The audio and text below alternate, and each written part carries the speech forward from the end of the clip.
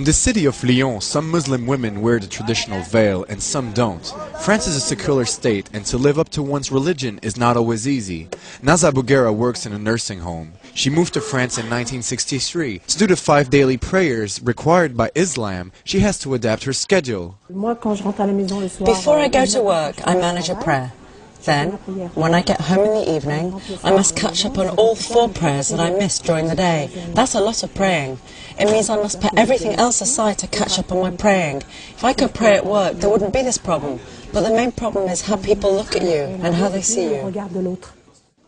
To avoid attracting attention, Naza also gave up wearing the veil. Her French lifestyle changed her methods of worship. For some other people, however, it's the opposite. Salima was raised in a typical French family. She converted to Islam when she was 14 years old, and she's one of the rare veiled women willing to comment on the way Muslim women live in France.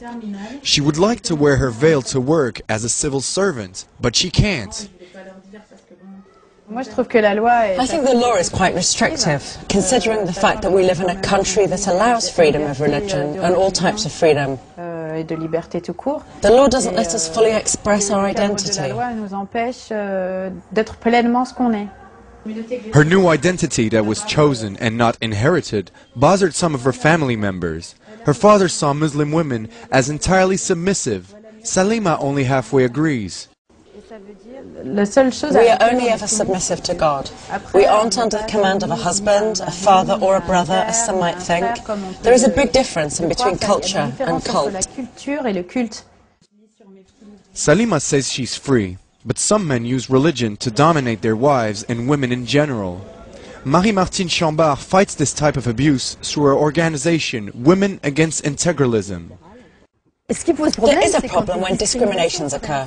We live in a society that doesn't discriminate women from men, a society that doesn't give women a certain role because they are women, and that doesn't give men a certain role because they are men. Each does what they can, depending on their competence and capacities. So there's a problem when women feel discriminated, and they want out. When someone assigns them a role they don't want, and we all know that leads to tragedy. In a never-ending compromise, Muslim women in France must find their way somewhere between French laws and their personal faith.